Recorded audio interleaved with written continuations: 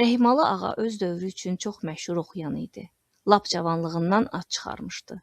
O Allahın iltifatı ilə özündə üç gözəl keyfiyyət birləşdirib haqq aşığı olmuşdu. Əvvəla şair idi. İkincisi yazdığına mahnı qoşurdu. Üçüncüsü də gözəl səsi, gen nəfəsi vardı. Rəhimalı ağa öz müasirlərini heyrətə gətirirdi. Əlini simlərə toxundurmağı ilə cəmaatın gözü qabağında mahnının yaranması bir olurdu.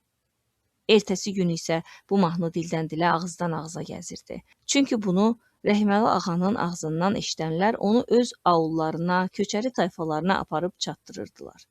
Onun bu mahnısını o vaxtın igidləri dillər əzbəri eləmişdilər. Qızğın köhlən bulaq suyu içəndə, sönər təşnə, sərinləyər dodaqdan. İgid oğlan yar ləbini əməndə, bu dünyanın şəhdin əmər dodaqdan. Rəhməli ağa gözəl də geyinərdi. Elə bil, bu da Allah vergisi idi. Bahalı ən yaxşı xəzlərlə köbələnmiş papaqlara xüsusi həvəsi vardı. Qışınki qış, yazınki yaz, yayınki da yay. Bir də onun heç vaxt ayrılmadığı vəfalı atı vardı. Axal təkə cinsindən olan bu qızıl kürən atı ona bir ziyafətdən türkmənlər bağışlamışdılar. Atın adı Saralı idi. Tərifdə, şan-şöhrətdə Saralı heç də sahibindən geri qalmırdı. Onun zərif məğrur yerişindən bilicilər xüsusi zövq alırdılar. Ona görə də məzələnmək istəyənlər deyərdilər ki, Rəhməli ağanın var yoxu, domburun səsi bir də Saralın yerişidir. Düzünü axtarsan elə belə də vardı. Rəhməli ağa bütün ömrünü əlində dombur, yəhər üstə keçirmişdi. Şöhrəti aşıb daşsa da var dövləti yox idi. Həmişə toylarda, məclislərdə lap yaz bülbülü kimi ömür gün keçirərdi. Hər yerdə də hörmət izzət görərdi. Atının arpa samanı da öz yerində. Amma bir para varlı hallı adamlar vardı ki, onu istəmir, gözləri götürmürdü. Yelbeyin adamdır deyirdilər. Ömür gününü küləyə verdi. Hə, arxasınca belə deyənlər də vardı. Rəhməli ağa şadlıq məclisinə ayaq bastı mı, domburunu kökləyib biraz oxudu mu, hamı sakitləşər, ofsunlanmış kimi onun əlinə, gözlərinə, üzünə tamaşa eləyərdilər. Hətta onun sərgərdan həyatını sevməyənlər belə bu əfsundan can qurtara bilməzdilər. Əlinə ona görə baxırdılar ki, insan ürəyinin elə bir incə, gizli sirri olmazdı ki, onu simlərdə tapıb dinləndirməsin. Gözünə baxırdılar ona görə ki, onun qəlbinin, ruhunun gücü gözlərində alışıb yanırdı. Üzünə baxırdılar ona görə ki, gözəl həm də şövqlü idi. Rəhməli ağa oxuyanda küləkli havada dənizin əhvalı dəyişən kimi onun da üzü dəyişir, haldan hala düşür. Arvadları onun yolunu gözləməkdən yorulub gedirdilər, ancaq onun həsrətini çəkib gecələr gizlicə göz yaşı axıdanlar da vardı. Onun ömrü günü mahnıdan mahnıya, toydan toya, məclisdən məclisə keçib gedirdi. Bir də gözünü açıb gördü ki, qocalıq haqlayıb. Əvvəlcə bığlarına dən düşdü, sonra da saqqalı ağarmağa başladı. Hətta Saralı da daha o Saralı değildi, əldən düşmüşdü. Yalı quyruğu seyrəlmişdi. Bircə yerişindən bilinirdi ki, vaxtı ilə barmaqla göstərilən at olub. Bəli, Rəhməli ağa ömrünün qışına qədəm qoymuşdu. Qocalıb qurumaqda olan tənha qələm çinardır sanki. İş gəlib bura çatanda məlum oldu ki, nə yurdu var, nə yuvası, nə də külfəti, nə qoyunu var, nə quzusu, nə də başqa var dövləti. Ona kiçik qardaşı Əbdülxan sığınacaq verdi, amma əvvəlcə yaxın qohumlarını yığıb öz narazılığını bildirdi və onu möhkəm danladı. Bununla belə göstəriş verdi ki, ona ayrıca yurt qursunlar, yeməyinə içməyinə baxsınlar, pal-paltarını yusunlar. Rəhməli ağa qocalıq haqqında oxumağa, axirətini düşünməyə başladı. Həmin günlərdə ölməz, qəmli mahnılar yaranırdı. Artıq Rəhməli ağanın da boş vaxtlarında keçmişin ağıllı adamlarının fikirlərini öyrənib anlamaq vaxtı gəlib çatmışdı. İnsan nəyə görə dünyaya gəlir görəsən? İndi daha əvvəlki kimi vaxtını toylarda, keyf məclislərində keçirmirdi. Vaxtının çoxunu evdən çıxmır, elə hey domburda qəmli havalar çalırdı. Təkcə xatirələr qalmışdı ona.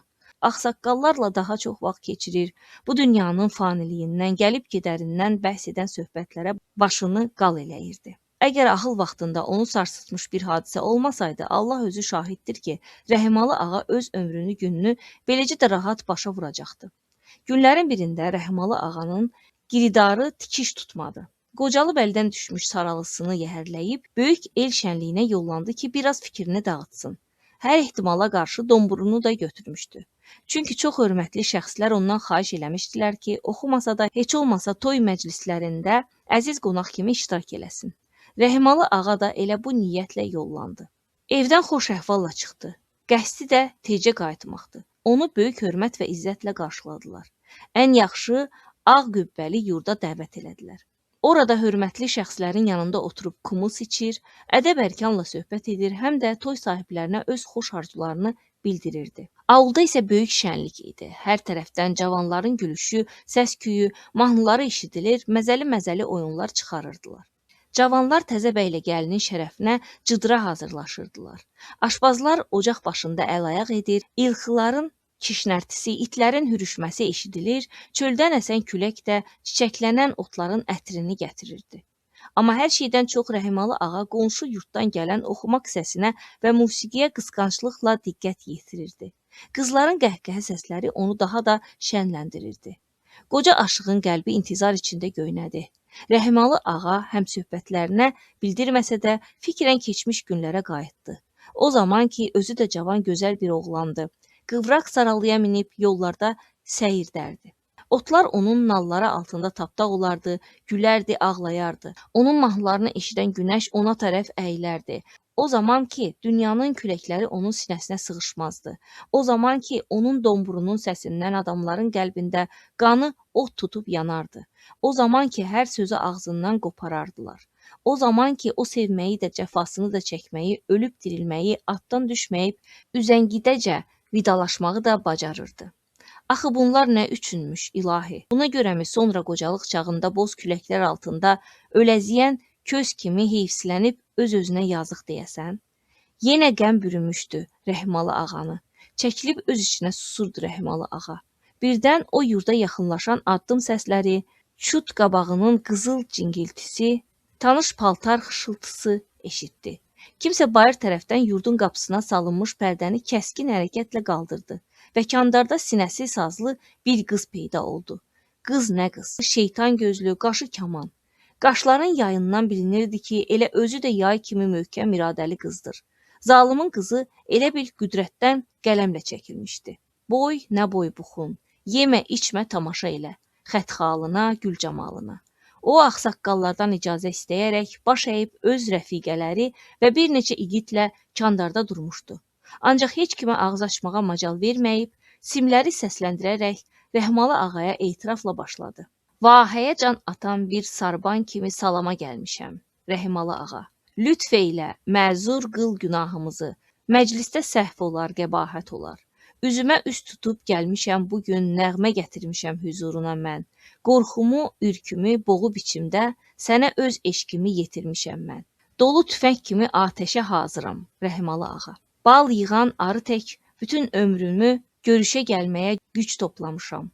Gönçə idim, səbr edib gözləmişəm ki, açılmış gül kimi yanına gəlim. Rəhminə möhtacam, Rəhimalı ağa. Allahın eşqinə bir kərəm eylə. Pərilər pərisidir, görüm kimsən? Rəhmalı ağa soruşmaq istədi, ancaq qızın sözünü kəsməyə qıymayıb özünü boğdu. Ancaq fərəh və təəccübü intihasızdı. Qınayan olmasaydı, qanad açıb uçardı ona tərəf. Ruhu sarsılıb, qaynar qanı ürəyinə od vurmuşdu. Və əgər ətrafdakıların xüsusi görmə qabiliyyəti olsaydı, onda görərdilər ki, Rəhimalı ağa necə dirçəldi, qalxmaq istəyən qartal kimi necə qanat gərdi. Gözləri cana gəlib şövqləndi. Çoxdan bəri həsrətində olduğu göylərdən gələn qıy səsi eşitmiş kimi təpərləndi və unudub yaşını Rəhmalı ağa dikəltdi başını. Qız isə davam edirdi. Hali ol dərdimdən ey ulu aşiq, indiki düşmüşəm payinə bugün. Hələ gənc yaşından sevirəm səni, ey Tanrı elçisi, haqq aşiqi. Gəzmişəm dalınca qarabaqara, səsin gələn yerə daxil düşmüşəm. Arzum o idi ki, sənə bənzəyim. Sazımla sözümlə oxşayım sənə, ay akınlar akını Rəhmalı ağa. Ardınca kölgə tək gəzmişəm müdam, nəğməni, sözünü yığmışam bir-bir. Qara tək oxuyub təkrar etmişəm. Sən deyən sözləri dua bilmişəm. Allaha yalvarıb təmənna etdim. Bir füzun aşiqlik bəxş etsin mənə. Bir zaman yetirəm salamımı mən, göstərim sevgimi, məhəbbətimi, söz deyim, saz çalım hüzurunda mən. Yenilsəm də olmaz peşmanlığı, yenilib ram olsam nə eybi var ki? Rəhmalı ağaya ram olursam mən. Cavanlar toy günü arzulayan tək, mən də o günün arzusundayam. Eşitsən, bil bunu Rəhmalı ağa. Mən çox kiçik idim, sənsə böyükdün. Xalqın sevimlisi böyük sənətkar. Bu qədər toyda, bu qədər büsatda, bu çalxaçalda hardan görəcəkdin qız uşağını? Sənə eşq bəsləyən od ocağını.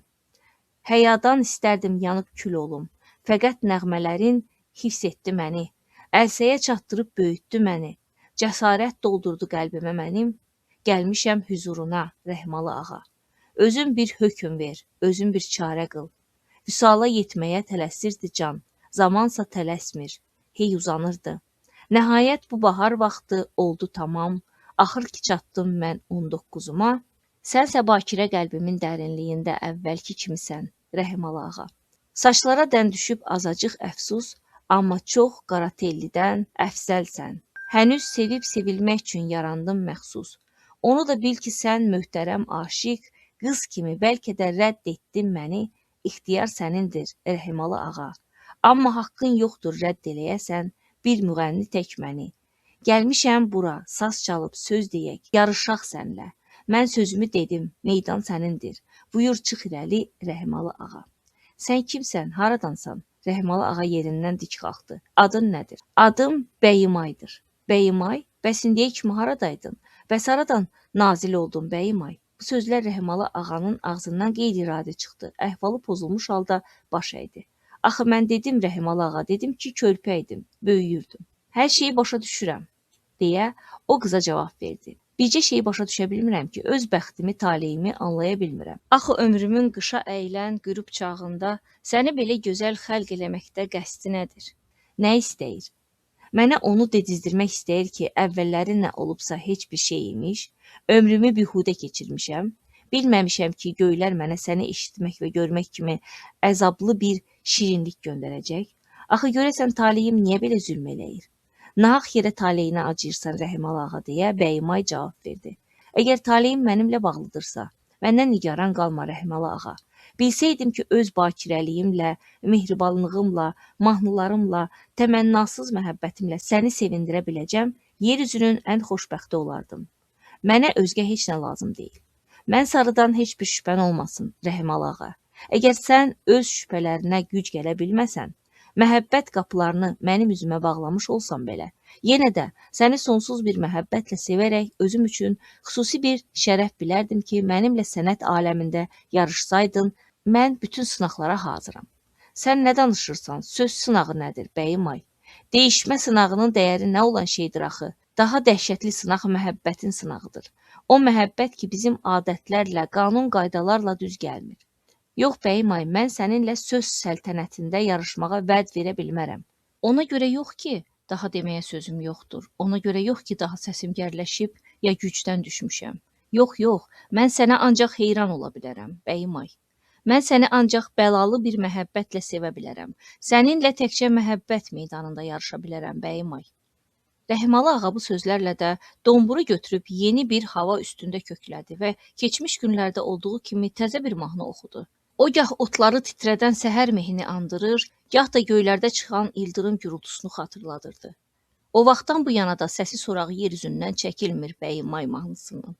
Uzaq ildən gəlib bulaq başına yanğını söndürmək istəsən əgər, qarşına meh kimi əsib gələrəm.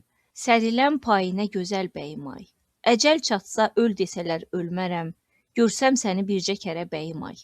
Gözüm görsə dirilərəm, duraram, sənsiz qalsam gözlərimdən olaram. Hifz eləsin Xuda səni Bəyimay. Bəli, o Bəyimay mahnısını belə oxudu.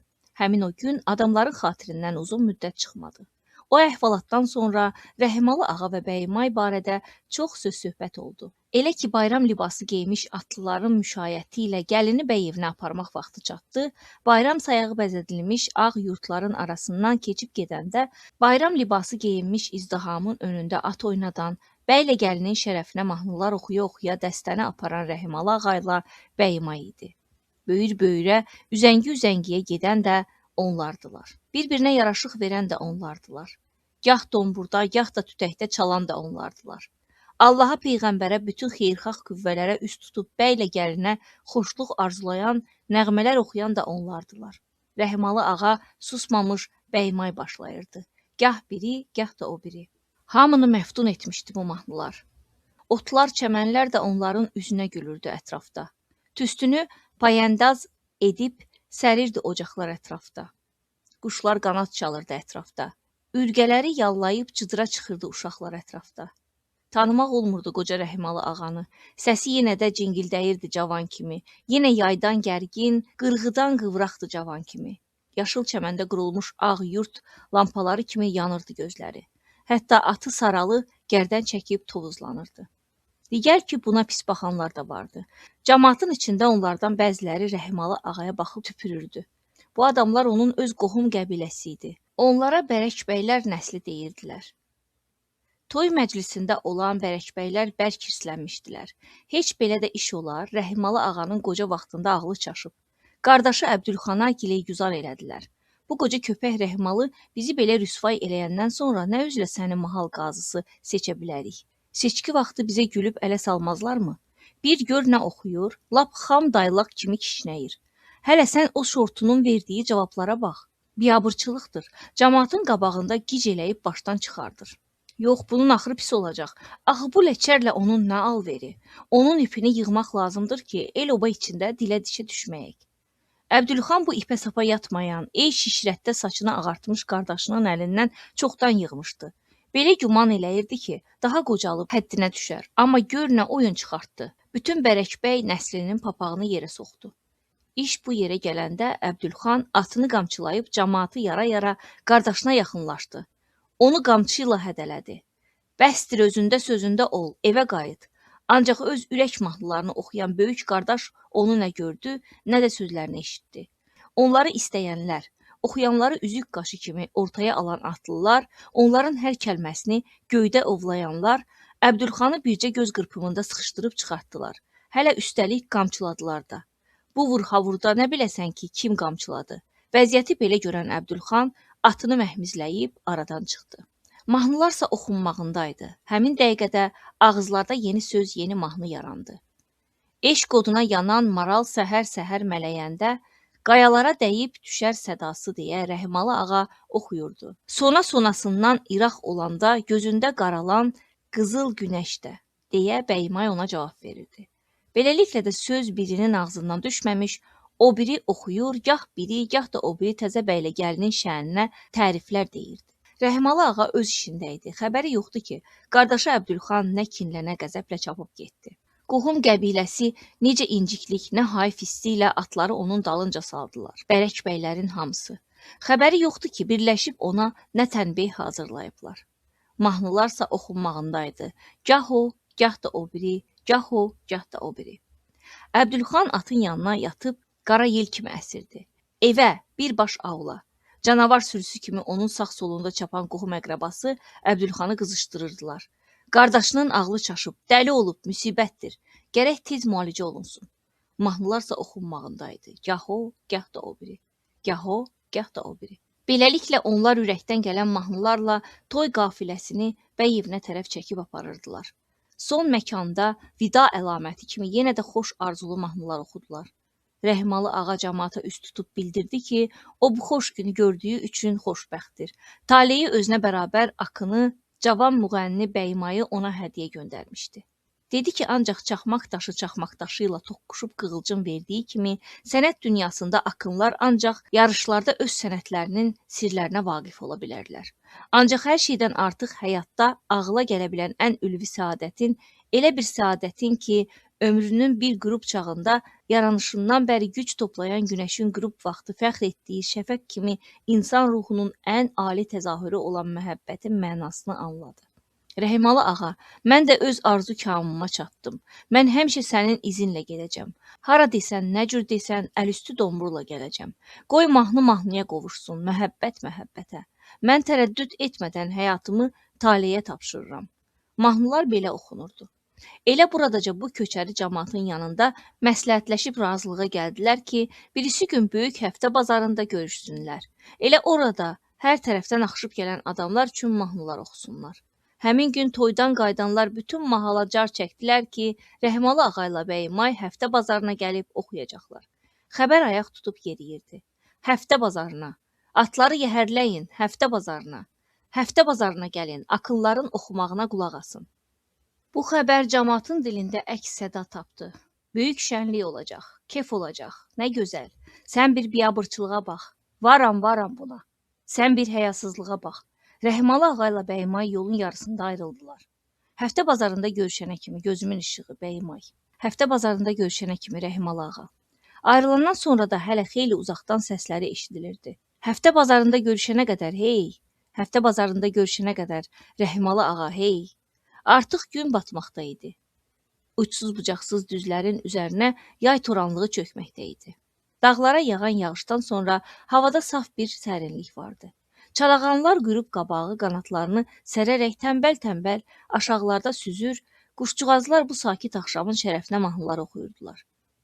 Necə sakitlikdir, nə xoş havadır deyə Rəhmalı ağa atının yalını oxşaya-oxşaya dinləndi. Ey Saralı, ah mənim qoca dostum, yəni dünya doğrudanmı bu qədər gözəlmiş, yəni ömrün son amanında sevmək olarmış?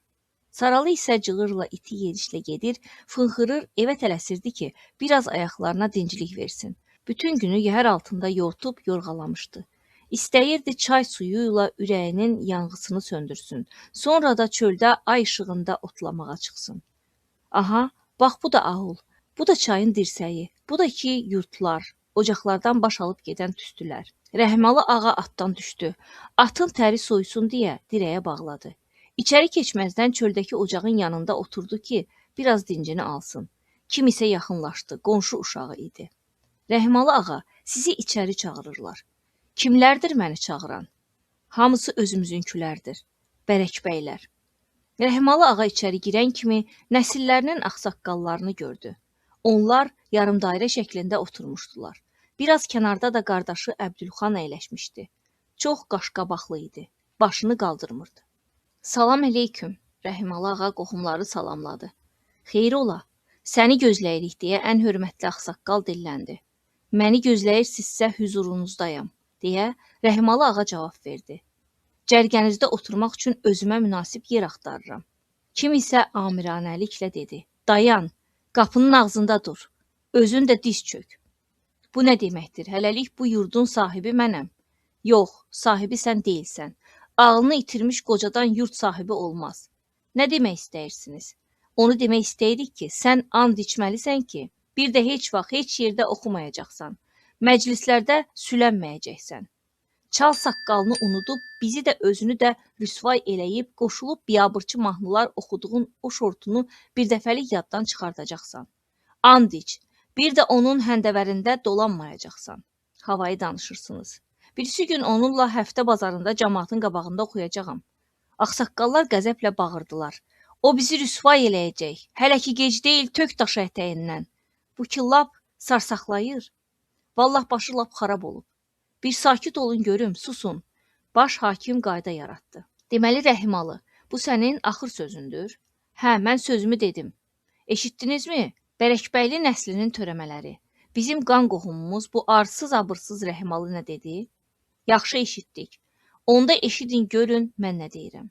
Əvvəl sözüm sənədir, ay bədbəxt Rəhimalı. Sən ömrün boyu kasıb dolanmısan. Bir atın olub bir özün. Gün güzəranını da toylarda, məclislərdə dombur dıngıldadıb təlxəklik oyunbazlıq eləməklə keçirmisən. Başqalarını əyləndirmək üçün ömrünü bada verdin. Nə qədər ki cavandın, avaragör keçirdiyin günləri sənə bağışlayırıq. İndi qocalmısan, gülünc görünürsən. Biz sənə nifrət eləyirik. Axirətini fikirləş, dinclik tap. Amma sən bunların qeydinə qalmaqdansa, yad avulda axmaq dəmdəməki kimi kifə qurşanmısan. Qanunlarımızı, adətlərimizi tapdayıb ilişmisən o şortuya. İndi ki bizim məsləhətlərə qulaq asmaq istəmirsən, qoy Allah sənə öz bəlanı versin. Daha öz bəxtindən küs. İndi ikinci sözümə qulaq as.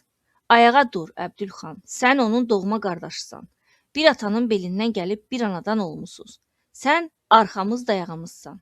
Arzumuz budur ki, səni bütün bərəkbəylər nəsli adından qazı görəydik. Amma sənin qardaşın ağlını itirib. Bu da o işdə sənə əngəl törədə bilər. Buna görə də ağlını itirmiş qardaşına nə cür rəftar etməyi gərək özün deyəsən. Belə ki, bu ipləmə bizi el içində biabır eləyə bilməsin. Belə ki, heç kim bizim gözümüzün içinə güldən ağır söz deməyə cəsarət eləməsin. Belə ki, bərəkbəylər nəsli bədnam olub gülünc vəziyyətdə qalmasın. Heç kim mənə peyğəmbərlik, hakimlik eləyə bilməz deyə Rəhmalı ağa Əbdülxanı qabaqladı. Mənim sizə yazığım gəlir. Burada olanlara da, olmayanlara da. Siz cəhalət içindəsiz. Siz elə bir şeydən danışırsınız ki, onu ümumi yığıncaqla həll etmək olmaz. Siz bu dünyada haqq ədalətin, xoşbəxtliyin nə olduğunu bilə bilməzsiniz. Ürək oxuyanda oxumaq ayıb olan işdirmi? Göylərdən insana Allah vergisi kimi göndərilən məhəbbət günah sayıla bilərmi?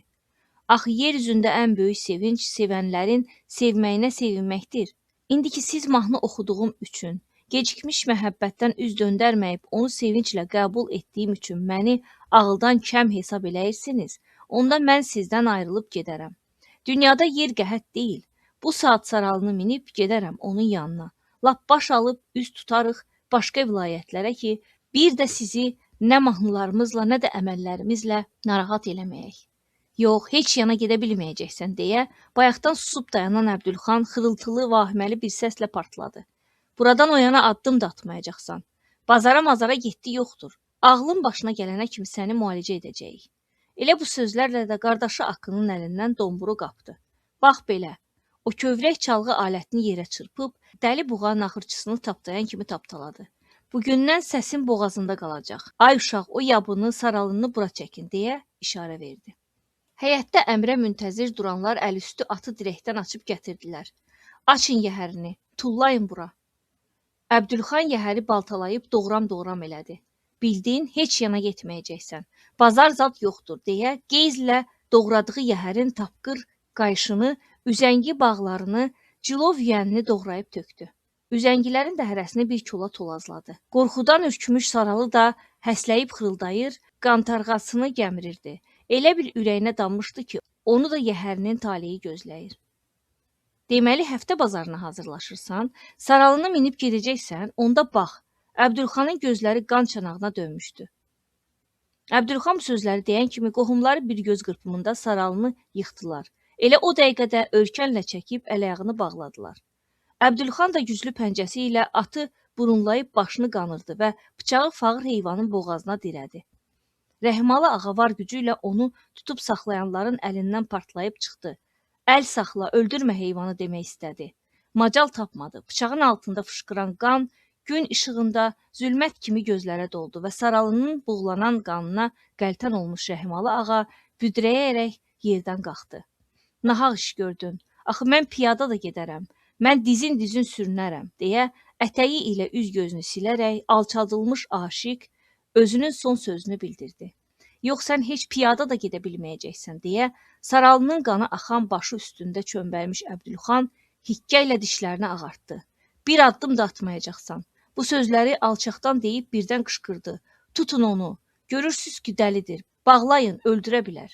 Səs-küy qopdu, aləm bir-birinə dəydi. Kəndiri bura ver. Qollarını qanırın. Bərk burun. Ağlı yerindən oynayıb, Allah haqqı. Bir gözlərinə baxın, dəli olub valla. Çəkin ağacın dibinə, yapışın, çəkdik. 50 olun. Artıq ay qəlbilənib qalxmışdı. Göylər də yerlər də sakitlik içində idi. Haradansa şamanlar gəldi, tonqal çatdılar. Böyük Akının ağlını pozmuş cinləri qovmaq üçün əcaib oyunlar çıxarıb rəqs etdilər. Sonra da molla gəldi, o da Qurandan ayələr oxudu və onu Allahın doğru yoluna dəvət etdi. Rəhmalı ağa isə qolları arxadan çatılmış halda ağaca bağlı durmuşdu və o qardaşı Əbdülxana üst tutub görək nə dedi. Zülmət gecə əriyəndə toranı da çəkib gedər özü ilə. Gündüz olar, günəş çıxar təzədən. Amma mənə işıq yoxdur bir daha, sən söndürdün işığımı Əbdülxan. Allahın verdiyi o xoş neymətdən, göydən yetirdiyi o məhəbbətdən məhrum etdiyin üçün çox da öyünmə. Nə qədər ki cida deyil nəfəsim, nə qədər ki sinəmdə ürək var, bu sevinci yaşadacam özümdə. Bədbəxt qardaş, qollarımı qanırıb bağlasan da ağaca, bil ki yoxam burada daha, Əbdülxan. Qalan ancaq boş cəsəddir ay yazıq, ruhum uçub onunladır Əbdülxan. Ruzigar tək qanatlanıb uçur ki, yağış olub yerlə qovuşsun yenə, yarın öz nəfəsi öz zülfü kimi. Sübh çağında o yuxudan duranda, dağ kəli tək gələrəm pişvazına, sıldırımda qərar tutub gözlərəm, yurtdan çıxan yarı salamlamaq üçün. O atlanıb çaydan çapıb keçəndə, At nalından qopan zərrələr olub, gül üzünə, əllərinə qonacam. Oxumağa başlayanda sevgilim nəğmə olub ləblərinə qonacam. Onun başı üstündəki budaqdan səhər mehinin xəfif xışıltısı gəldi. Səhər açılırdı. Rəhimalı ağanın dəli olmaq xəbərini eşidən qohumu-qonşu maraq göstərib gəldilər. Atlarından düşməyib bir yerə komlaşaraq uzaqda dayandılar. O isə cırıq paltarda, qolları arxadan çatılıb ağaca sarılmış halda durmuşdu. Sonralar dildən dilə düşən məşhur mahnısını böyük həvəs və şövqlə oxudu. Qaradağdan köç qaydanda, aç qollarımı qardaşım Əbdülxan. Aladağdan köç qaydanda, aç qollarımı qardaşım Əbdülxan. Yatanda yuxuma girməzdi mənim, qardaşım salarmış məni kəməndə. Qaradağdan köç qaydanda, Aladağdan köç qaydanda, aç qollarımı qardaşım Əbdülxan. Mən öz xoşumla uçaram göylərə. Qaradağdan köç qaydanda, həftə bazarına gələ bilmədim bəyim ay. Aladağdan köç qaydanda, biz həftə bazarında oxuya bilmədik bəyim ay. Məni atım çatdıra bilməz daha, özüm də çata bilmərəm. Qaradağdan köç qaydanda, məni həftə bazarında gözləmə bəyim ay. Mən öz xoşumla göylərə uçuram. Bəli, Rəhimalı ağa haqqındakı rəvayət belə rəvayətdir. İndi ana beyt yolunda Qazanqapı son mənzilinə yola salanda Yedigey elə hey bunları fikirləşirdi. Qatarlar bu yerlərdə şərqdən qərbə, qərbdən də şərqə gedir. Bu yerlərdə dəmir yolunun hər iki tərəfi ilə intihasız sarı torpaq çöllərinin göbəyi hesab edilən sarı özək düzləri uzanıb gedir. Coğrafiyada hər şey Greenwich meridianı ilə ölçüldüyü kimi bu yerlərdə bütün məsafələr dəmir yolu ilə müəyyən edilirdi. Qatarlar isə şərqdən qərbə, qərbdən də şərqə gedirdi. Deyilənlərə görə nə vaxtlarsa Nayman ananın öz manqurt oğlunu axtardığı bu yerlərdə qızıl qumlu Malakumduçap yarğanının boyunca çox uzun bir yol keçəndən sonra daha ana beytə bir şey qalmamışdı. Boranlı Yedigey gah saatına, gah da sarı özək üzərindəki günəşə baxıb fikirləşirdi ki, hələlik işləri öz qaydasınca gedir. Dəfindən sonra onlar vaxtında evə qayıdıb, hamı ilə birlikdə ehsanda iştirak edəcək və Qazanqapı yad eləyə biləcəkdilər. Neyləmək? Üzü axşama olacaq, tək ehsan sabaha qalmasın. Ey gidi dünya, işə bax, Qazanqap ana beytdə yatacaq. Onlar isə qayıdıb ehsanını yeyib rəhmət oxuyacaqlar. Yenə də həmin qaydada qabaqda Yedigey, qotazlı tərliklə bəzədilmiş qaranərin üstündə, ondan sonra yedəkli traktor, lap axırda Belarus ekskavatoru Malakumduçapdan keçib, dilini sallayıb ləhləyə-ləhləyə qafillərin böyrü ilə özbaşına qaçan kürən itin müşayiəti ilə ana beyt düzünə çıxdılar. Elə burada da Malakumduçapdan çıxanda gözləmədikləri maneəyə rast gəldilər. Tikanlı məftildən çəkilmiş çəpərlə rastlaşdılar. Birinci dayanan Yedigey oldu. Bu nə olan şeydir? O hətta üzəngidə dikəlib qaranərin üstündən sağa-sola boylandı. Göz işlədikcə düzənlik boyu aşağı-yuxarı ilan kimi qıvrılan keçilməz tikanlı məftil çəpəri uzanıb gedirdi. Bir neçə cərgə olan məftil hər 5 metrdən bir yerə bastırılmış dəmir beton dirəklərə bağlanmışdı. Özü də çox möhkəm, əsaslı düzəldilmişdi. Onun nə əvvəli görünürdü, nə də axırı. Bəlkə də heç qurtaracağı yox idi. Qərəz ki, qabağa yol bağlı idi. İndi bəs neyləsinlər, haradan yol tapsınlar? Traktorlar da çatıb dayandılar. Kabinədən birinci Sabitcan düşdü, onun ardınca da Caydaq Ədilbəy. Bu nə deməkdir? Sabitcan əli ilə tikanlı məftilləri göstərdi. Yoxsa yolu düz gəlməmişik? Niyə düz gəlmirik? Düz gəlməyinə düz gəlmişik. Amma bilmirəm, bu məftil haradan çıxdı? Lənət şeytana. Bəyəm əvvəllər yox idi? Yox, məftil nə gəzirdi? Bəs indi nə tər olsun? Buradan necə keçəcəyik? Yedigey dinmədi, çünki nə cavab verəcəyini özü də bilmirdi. Sən də bu zəhrimarın səsini kəs, tırıltısı lap zəhləmizi tökdü deyə Sabitcan traktorun kabinəsindən boylanıb, baxan Qalibəyə tərəf əsəbliklə donquldandı. O, motoru söndürdü. Traktordan sonra da ekskavator sustu. Sakitlik çöktü. Qu desəydin qulaq batardı. Boranlı Yedigey qaşqabağını töküb dəvənin üstündə oturmuşdu. Sabitcan, Caydaq Ədilbəy də onun yanında durmuşdular. Traktorçular Qalibəy ilə Cüməli kabinədən çıxmadılar. Ağ keçə ilə bürünmüş mərhum Qazanqap da yedəkdə arxası üstə uyuyurdu. Onun yanında kürəkəni Ayzadənin əyyaş əri oturmuşdu. Vəziyyətdən istifadə edən it tez özünü traktorun təkərinin dibinə verib dal ayağını qaldırdı. Göylərin altında yatıb qalmış böyük sarı özək düzlərinin sonu görünməsə də, ana beyit qəbristanlığına yol yox idi. Hamı bu tikanlı çəpərin qabağında çaşıb qalmışdı. Sükutu birinci Caydaq Ədilbəy pozdu. Nə var, Yedigey, məgər bu əvvəllər burada yox idi? Heç izi tozu yox idi, birinci dəfədir görürəm. Belə çıxır ki, sahəni xüsusi məqsədlə çəpərə alıblar. Bəlkə kosmodrom üçündür, deyə Caydaq Ədilbəy öz gümanını bildirdi.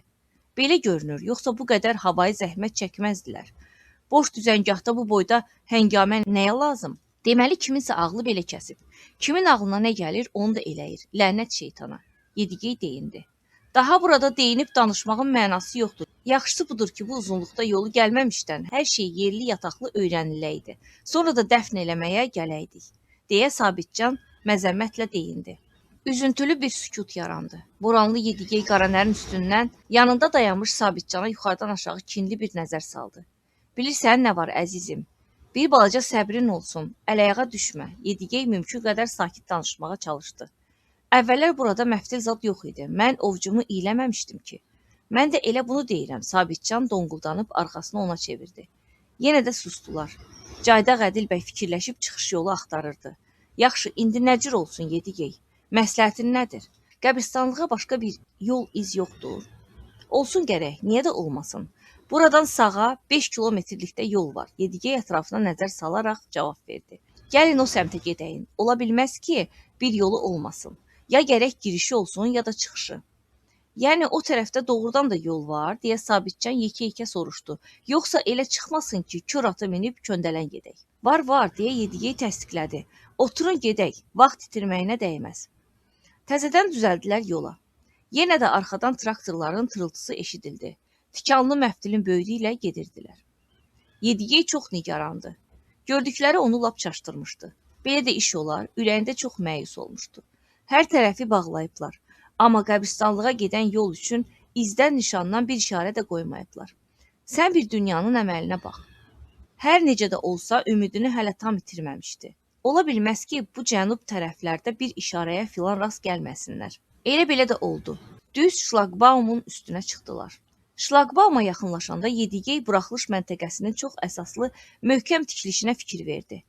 Kənarlarda monolit dəmir beton sütunlar qoyulmuşdu. Giriş yolun lap kənarında kərpicdən tikilmiş ev görünürdü. Evin müşahidə üçün geniş, sal şüşəli pəncərəsi vardı. Yastı damında bir cüt projektor qoyulmuşdu. Görünür gecələr yolu işıqlandırmaq üçün idi. Şlagbaumdan o yana asfalt yol gedirdi. Yedigey bu səliqə sahmanı görəndə çox narahat oldu. Onların yaxınlaşması ilə gözətçi postundan cavan, sarışın, bığ yeri təzəcə tərləmiş, çiynindən üzü aşağı avtomat sallamış bir əsgər çıxdı. Görkəminə rəsmiyyət vermək üçün gələ-gələ köynəyinin qırışlarını dartışdırır, papağını düzəldirdi. O sərt bir görkəmlə zolaqlı şlagbaumun tən ortasında dayandı.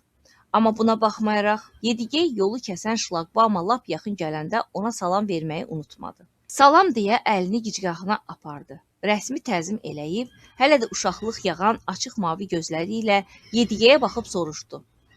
Kimsiz? Hara gedirsiniz?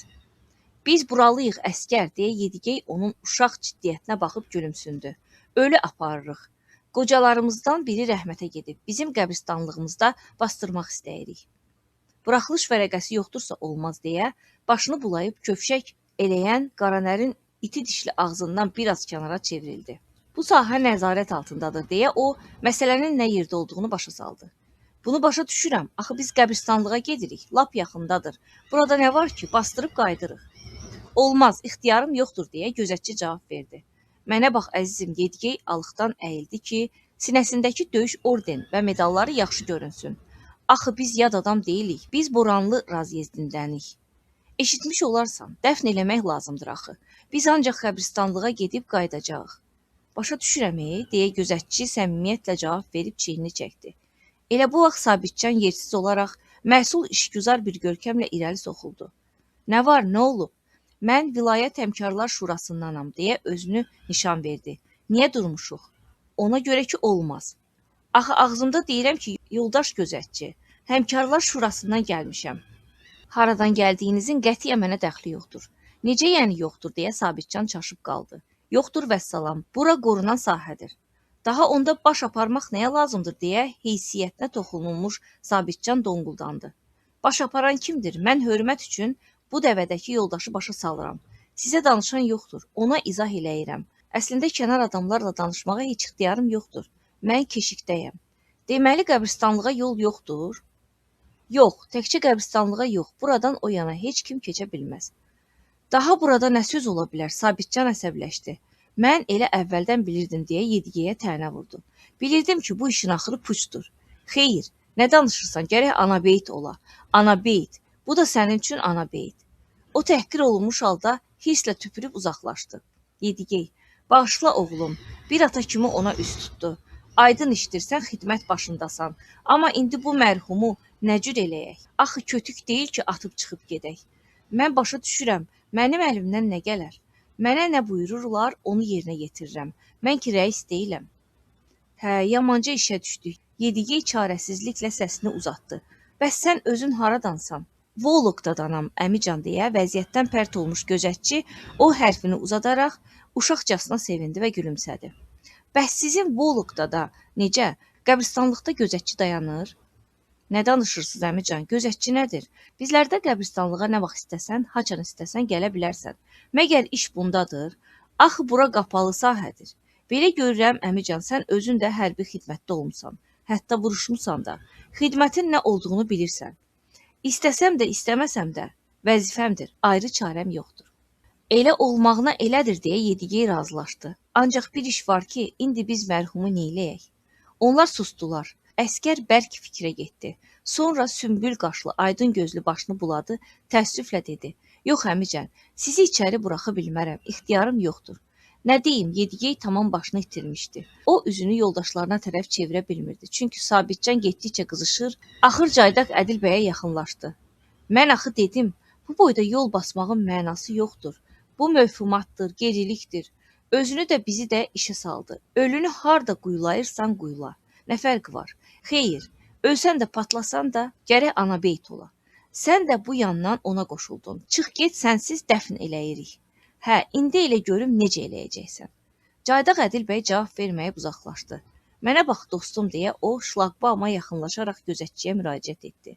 Mən də xidmətdə olmuşam. Bəzi qanun qaydalardan mənim də başım çıxır. Burada telefon var? Əlbəttə var. Onda sən belə elə. Keşik rəisinə zəng vur. Ona xəbər ver ki, yerli cəmaat gəlib Anabeyt qəbristanlığına getmək üçün icazə istəyir. Nə cür? Anabeyt deyə gözətçi bir də soruşdu. Hə, Anabeyt. Bizim qəbristanlığın adı belədir. Zəng vur dostum, daha ayrı çarəmiz yoxdur. Qoy o özü şəxsən bizə icazə alsın. Bizi də əmin ola bilərsən, qəbristanlıqdan başqa heç nə maraqlandırmır. Gözətçi ayağının birini boşaldıb, o birinin üstündə duraraq alnını qırışdırıb fikrə getdi.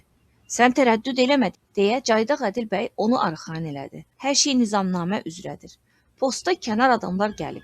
Sən də keşik rəisinə məlumat verirsən. Vəssalam, qurtardı getdi.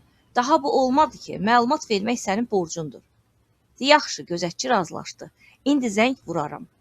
Bircə bu var ki, keşik rəisi bir yerdə durmur. Sahədə maşınla postları gəzir.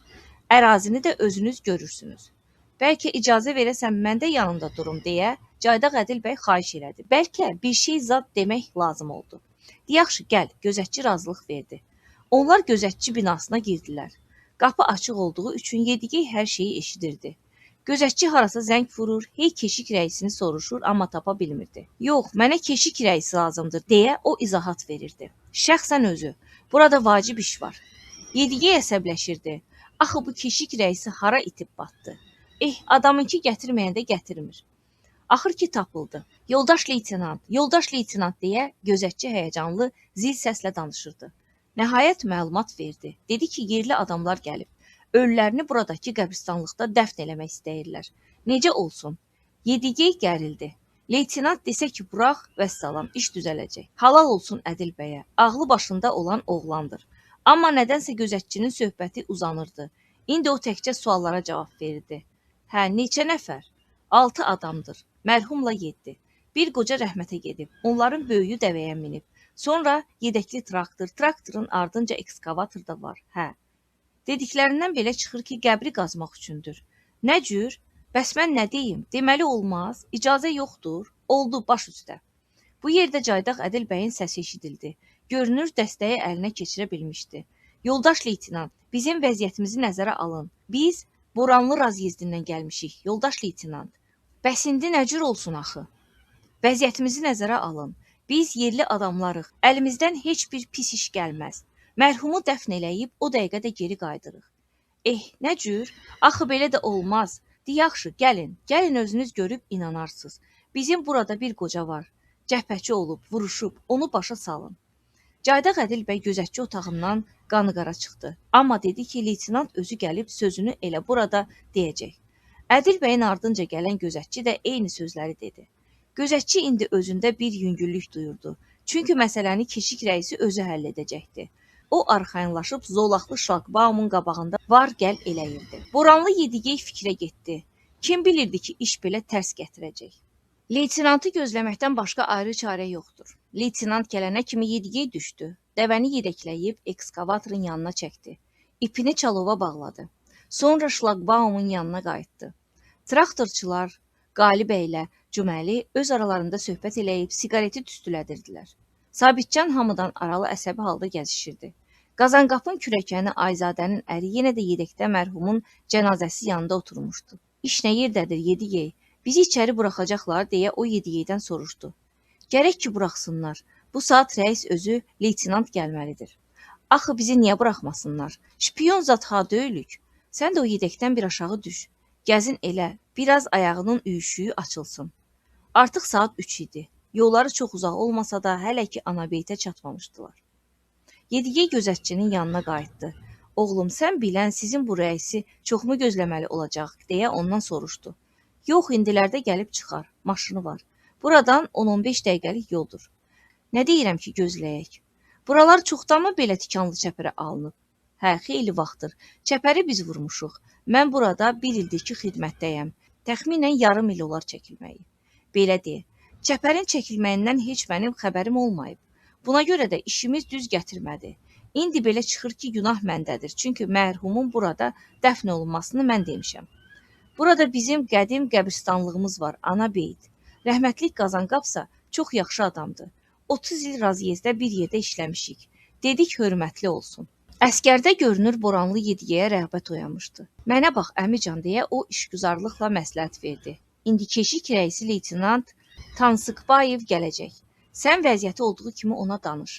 Bəyəm o adam deyil, qoy yuxarıya məlumat versin. Bəlkə də oradan icazə verdilər. Bu məsləhət üçün sağ ol, bala. Başqa cür ola da bilməz. Necə dedin? Tansıqbayev? Leytenantın soyadı Tansıqbayevdir? Hə, Tansıqbayevdir. Bura bu yaxınlarda gəlib. Nədir ki, tanışdı? Sizlərdəndir o, bəlkə elə yaxın adamınız çıxdı. Yox canım, nə danışırsan, deyə Yedigey gülümsündü. Bizim Tansıqbayevlərdə elə sizin elə o İvanovlar kimi nə qədər desən var. Elə belə bu soyaddan olan bir adam yadıma düşdü.